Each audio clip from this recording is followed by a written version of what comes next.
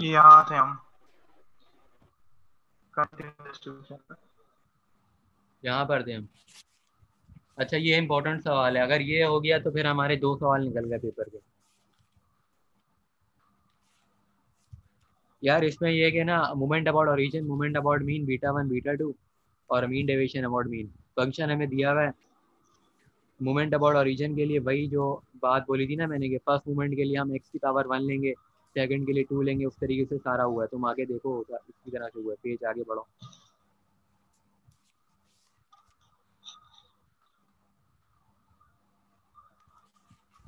Function वही सवाल से लिया हुआ है, लिमिट भी सवाल से लिए। फर्स्ट मूवमेंट में एक्स की पावर 1, सेकंड में 2, इस तरीके से हुआ है। भाई कितना आगे आ गए तुम लोग, नजर लेकिन ये मेरी अबाउट द नजर गई ओरिजिन तो। क्या बोल रहे हैं? अच्छा सारे मतलब ओरिजिन के सारे निकालने चाह रहे हो? हाँ सारे movement. First 4 movements about the origin, about the mean, इसका B1 B2। अरे कौन सा सवाल है ये?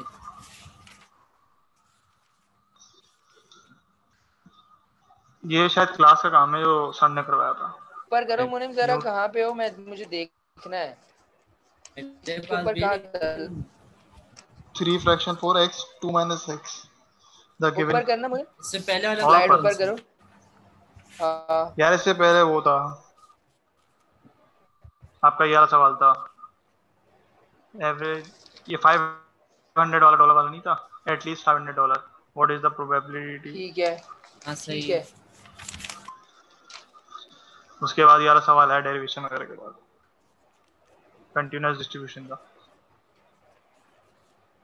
सही है, आगे बढ़ो। ओके, इसमें ये बस चीजें निकालनी है ना। हाँ चारों मूवमेंट निकाल लिए। लो, फिर उसके बाद जो अगले होते हैं ना, फरीन की लाइट चले गई। उसके बाद हाँ तुम ये कंटिन्यू सारा करो। लेक्चर यूट्यूब पे डल जाएगा, मसला नहीं है। अच्छा उसके बाद हमने मोमेंट अबाउट ओरिजिन निकाला, उसमें ना पहला हमारा 0 होता है, और बाकी जो ये सारे फॉर्मूले ये हमने पहले पढ़े थे स्टैट्स में, तो वही फॉर्मूले लगे सारे। आगे आ जाओ। हमने जो सवाल पूछा तुम पूछ लेना फिर अब। बीटा वन बीटा टू वाला भी पुराना फॉर्मूला है। फिर अब तुम देखो mean deviation about mean. Mean deviation about mean में करना ये है कि एक्स माइनस म्यू करना है, मतलब जो हमारा मीन मतलब वो था, म्यू 1 था, वो हमारा म्यू 1 वन आया, वो हमारा 1 आया था। तो हमने ना मीन फंक्शन भी डेविएशन लगाया, फॉर्मूला। जो हमारा ऊपर वाला फंक्शन था वो भी लगा, और उस पर इंटीग्रेशन करिए तो हमारा ही निकले। समझे बात? यार मतलब ये अच्छा वाला मैं मतलब सवाल पूरा मेरे। इंटीग्रेशन उठा है। पूरा इंटी देखो, मीन डेविएशन अबाउट मीन में है ये कि एक्स माइनस, ये देख रहे हो 1 आया एक्स हुआ हमारा है, ये था। 1 आया हुआ है, फर्स्ट मूवमेंट जो हमारा है 1 है, देखो ना। एक्स माइनस 1 करा हमने, और वही समझो ब्रैकेट में हमने मल्टीप्लाई कराया अपने फंक्शन के साथ, और बाकी सारा फंक्शन वही है, और लिमिट भी वही है जो दी हुई है। अच्छा ये मतलब कोई ऐसी बड़ी चीज नहीं, पर नाम से लगता है कि क्या है डेविएशन, लेकिन सिर्फ हमने एक वो ब्रैकेट मल्टीप्लाई कराना है x-1 का।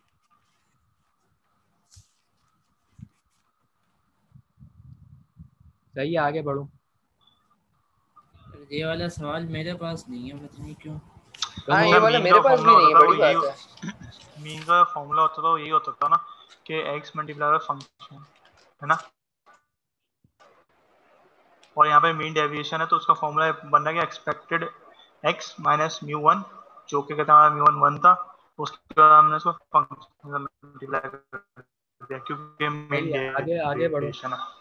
ऐसा ही है ना? ये आते हुए सर ने क्लास में करवाया था। यार करवा दिया ना, अभी छोड़ो बाद में देख लेना। हाँ क्लास में था उस टाइम, तुम लोग गए हुए थे, नहीं आए थे तुम लोग।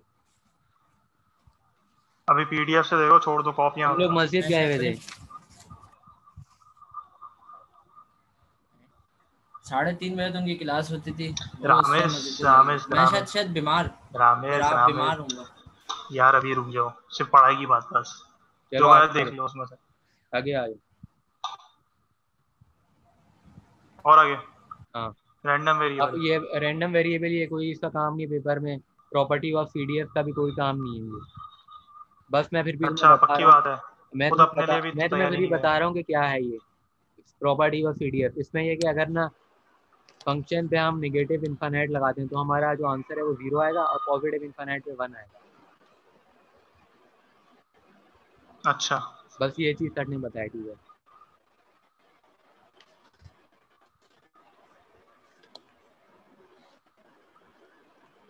आगे आए, किसी और लॉजिक नहीं है। ये इधर यही लिखा हुआ है कि फंक्शन पॉजिटिव इन्फानाइट पे 1 वो 0 और नेगेटिव इन्फानाइट पे 1, ये नीचे लिखा हुआ है ना, यही चीज़ तो इसकी मेन है, बाकी इसकी सारा। कोई लॉजिक वॉजिक नहीं है। और इसका प्रूफ भी सर ने दिखाया ग्राफ बना के, देख रहे हो, नेगेटिव इन्फानाइट पे 0 की तरफ है।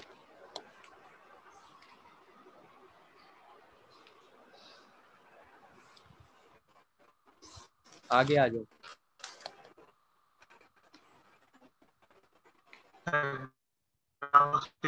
Always non decreasing curve. अच्छा, उसके बाद ये मेन चीज़ है, रिलेशनशिप बिटवीन एफ और कैपिटल F। ये देख रहे हो रिलेशनशिप भाई, ये है कि जो तुम्हारा नॉर्मल फंक्शन होता है ना, उसको अगर डिफरेंशिएट करोगे तो वो कैपिटल F बन जाएगा। और अगर तुम्हारा नॉर्मल फंक्शन है उसको इंटीग्रेट करोगे, ये लिखा हुआ है ना नॉर्मल फंक्शन, उसको हमने इंटीग्रेट करा तो कैपिटल F बन गया। और अगर हम डिफरेंशिएट करेंगे तो उसका अपोजिट हो जाएगा। चाहिए ये ये रिलेशन। इंटर वाली चीज है। तो इंटीग्रेशन से डेरिवेशन में चलेंगे, डेरिवेशन से इंटीग्रेशन में आ जाएंगे, सिंपली ये बात है। भाई आगे आ जाओ। आगे हाँ, अब तक दो ये क्या सवाल है? हो चुके, अब पेपर के लिहाज से 2 सवाल हो चुके हैं, तीसरा सवाल आ रहा है आगे, रिलेशनशिप एक्सपोनेंशियली पहला डिस्ट्रीब्यूटेड। वो ये पीडीएफ वाले, दूसरा वाला कौन सा हो गया? दूसरा मोमेंट्स वाला, ये 2 सवाल हो गया, अभी मोमेंट्स वाला। तीसरा सवाल आ रहा है पेपर के लिहाज से। नीचे आओ ना, लाइफ टेबल वाला, लाइफ टाइम लिखा हुआ है। हाँ, ये ना एक्सपोनेंशियल डिस्ट्रीब्यूशन नहीं है, लेकिन यहाँ एक्सपोनेंट आया ना फंक्शन में, इसलिए इसको सिर्फ एक्सपोनेंशियली डिस्ट्रीब्यूटेड कहते हैं।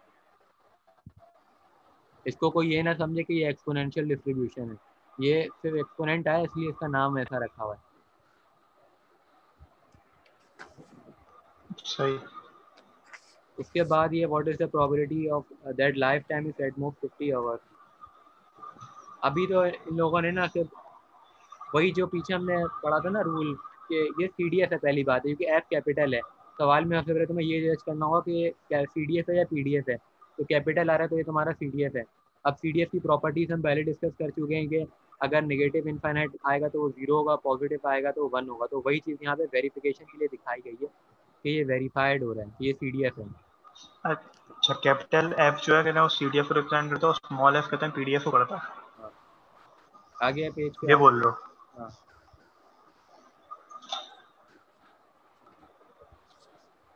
आगे वही जो हमें दिया हुआ था ना सवाल 50 आवर्स वाला, तो हमने उसको इस तरीके से लिखा है, तो मतलब वही हम लिमिट बनाएंगे उसको, मतलब ये ये हमारी क्या लिमिट किया, हो गई। Minus derivative? ऊपर सवाल में वापस जाओ, वहाँ पे कुछ दिया हुआ है 100 आवर्स का। अक्सर मैंने देखा है कि ना 100 आवर्स होता है तो हम 50 को ना डिवाइड करते हैं, तो 100 से तो हाफ हो जाते हैं। हाँ, लिखा हुआ है almost F 50 X hours. Function equal to 1 minus E की पावर माइनस एक्स अपॉन 100 लिखा हुआ है। अच्छा, इधर ना सर ने सवाल पूरा लिखवाया नहीं है, ये सवाल जो है ये मैंने इंटरनेट से देखा था, तो वहाँ पे ना लिखा हुआ था 100 आवर्स। तो उसकी वजह से ना फिर हम 50 को ना डिवाइड बाय 100 करते हैं तो प्रोबेबिलिटी हम हाफ निकालते हैं, क्योंकि 50 की कभी भी प्रोबेबिलिटी नहीं निकाली ये जाती। 90 नहीं होगा? मैं कह रहा हूँ कभी भी ना इतने बड़े नंबर की नहीं निकाली जाती प्रोबेबिलिटी, कोई ना कोई रिलेशन होता है तो हम डिवाइड करके उसको हाफ में कन्वर्ट करते हैं। इस तरह हमने थाउजेंड्स वाले में करा है पीछे जो हम कर चुके हैं।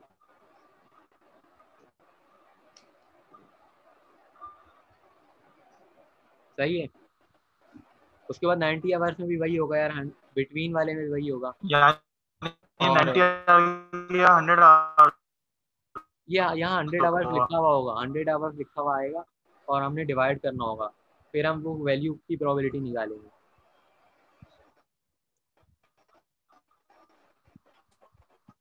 मीन मीडियन ये सब हमें पहले से आता है। और उसके अलावा नीचे करो, आगे क्या सोल्यूशन है नीचे,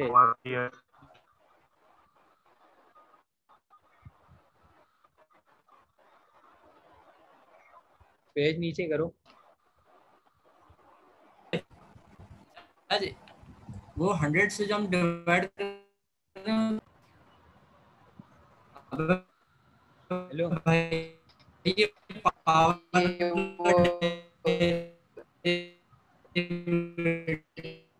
है ना, हाँ डेरिवेटिव है ना। वाला हो गया। भाई, मीन वाला क्या बोला था ये मुझे याद बात नहीं आ रहा। मीडियन निकालने के लिए हमने करना क्या है, सिर्फ जो हमारा फंक्शन है ना उसको हाफ के इक्वेट कराना है, और यहाँ पे ये एल एन लगाए ताकि हम एल एन और ये आपस में कैंसिल हो जाते हैं, एल अच्छा एन अप्लाई करें।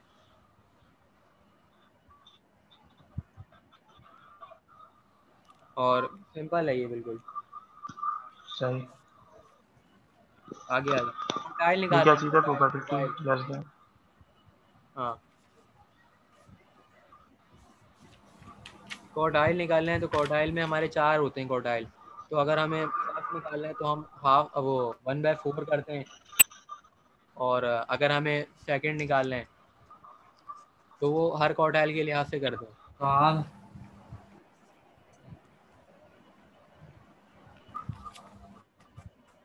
इक्वल टू 1/4 कर दें क्वार्टाइल 1 निकालना तो। नहीं, एक मिनट में देखता हूँ। फिर क्वार्टाइल 4 होते हैं। हाँ, कोटाइल Q1 Q2 Q3 3 होते हैं यार, 3 होते हैं। हाँ क्वार्टाइल 3 नहीं थे।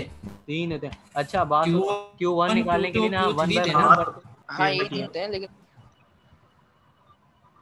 Q1 निकालने के लिए 1/4, Q2 सही है। निकालने के लिए 4/2, Q3 निकालने के लिए 3/4। तो ये इस तरह होता है, तो हमने सारे निकालने हैं। 3/4 सही है। मतलब करना क्या है, हमें जो भी फंक्शन दिया होगा उसको हमने इक्वेट कराना है, और हमें ये बात भी पता है कोटाइल 2 जो होता है वो किसके इक्वल होता है, मीडियन के इक्वल होता है। मीडियम। ये मीडियन भी सेंट्रल वैल्यू होता है, हम उसको भी हाफ से इक्वेट कराते हैं और कोटाइल 2 को भी करते हैं। तो ये हमने पहले पढ़ा था प्रूफ। क्वार्टाइल तो तुमने कोटाइल 2/4 बोला, सेम 4/2 बोला।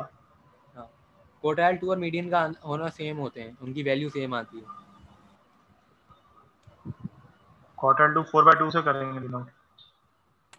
4/2 नहीं, 1/2। मतलब वो एंड में कैंसिल हो जाएगा ना, तो 1/2 ही बनेगा।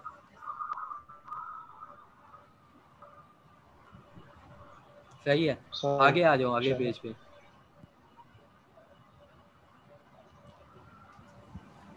ये यूसेज ऑफ PDF है यार, इसका कोई काम नहीं है, आगे बढ़ो। बहुत सारी चीज़ें ऐसी होती हैं जिनसे सवाल नहीं बनते। हाँ ये है, ये जो है ना, हमें पता है सैंपल मीन निकालते कैसे हैं। ये सबमिशन है, submission x divided by n। आगे इसके सवाल आते हैं तो मैं और अच्छा पता चलेगा। अभी अगला सवाल है, ये पेपर के लिहाज से चौथा सवाल है, 3 सवाल हो चुके हैं। इसके तीसरा कौन अंदर सा हुआ? ये चौथा सवाल है। थर्ड कौन सा कंप्लीट कर लिया हमने? क्या कह रहे, थर्ड? पहला हमने वही जो फर्स्ट सब्जेक्ट था, दूसरा हमने मोमेंट्स वाला करा, पिछले वाला थर्ड था। थर्ड हमने हाँ कोटाइल मीन कोटाइल मीडियन अभी जो वाला। उससे पहले हम बात करते कोटाइल निकालने, और एक्सपोनेंशियली डिस्ट्रीब्यूटेड ओके। वाला, वो थर्ड सवाल था। क्वार्टाइल, परसेंटाइल और डिसाइल। हाँ, और इसके अलावा सही है। उसमें वो भी निकाले थे ना हमने, एक्सपोनेंशियली डिस्ट्रीब्यूटेड वाला मतलब क्वेश्चन आएगा, वो थर्ड है हमारा पेपर के लिहाज से। सही है। सही सही सही।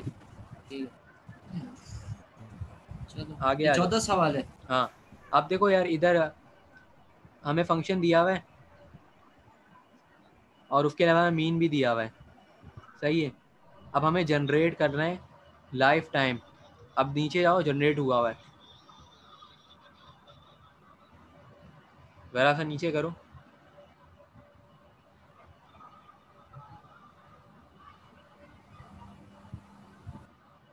हाँ, अब देखो यार, ये जो फंक्शन हमने बनाया है ये कैसे बना है।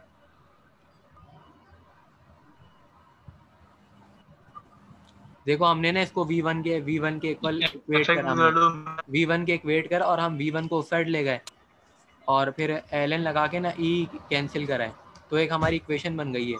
अब उस इक्वेशन के अंदर ना हम वैल्यूज पुट करते जाएंगे V1 की। यार ये v1 नहीं है, ये mu1 है, हाँ। mu I है ये। हाँ वही चीज, कुछ भी मतलब ले लो यार, ये सपोज वाली वैल्यू है। अच्छा, ये क्वार्टाइल वाला सीन है, वो वही कहते हैं मीडियन वाला सीन है, मतलब जो फंक्शन था उसके इक्वल हमने म्यू को रख दिया है। हाँ उसके म्यू इक्वल, हम उस फंक्शन के इक्वल हमने करा, म्यू और जो हमें भी था दिया हुआ हमारी है वैल्यू ऊपर वैल्यू, शायद 100 दी हुई है ना, 100 दी है। लेकिन इधर हमने 100 नहीं रखी, हमने डिफरेंट रखते गए। ये कैलकुलेटर है किसी के पास, चेक करेंगे क्या कौन सी वैल्यू रखी है तो ये वैल्यू आ रही है। मैं चेक कर रहा हूँ। तो यार ये आते हैं इसमें हम क्या पूरे 10 तक वैल्यूज निकालेंगे? अगर पेपर में जैसे सवाल आते हैं तो ये पूरा 10 तक हमें दिखाना पड़ेगा। हाँ 10 तक ही निकाली जाती है। यार ये म्यू आई है या वी आई है, क्योंकि म्यू आई की वैल्यू म्यू तो आई 100 है है, और वी तो म्यू आई की यार, हमने म्यू वैल्यू क्यों आई नहीं है। रखी 1 माइनस में?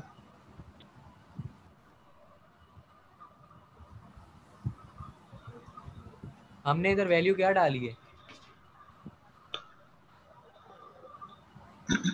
हम एक्स आई की वैल्यू रखेंगे ना, एक्स आई 1 2 3 रखेंगे।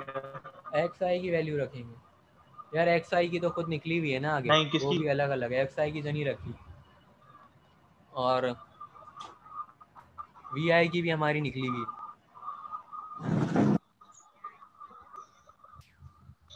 ऊपर ही करो।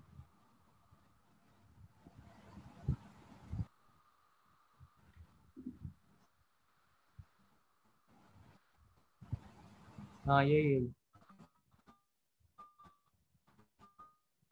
देखो,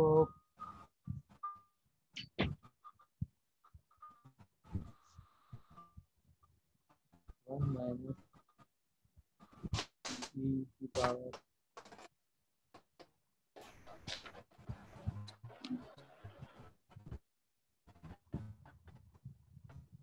एक्स आई हमारा है। इसमें गड़बड़ी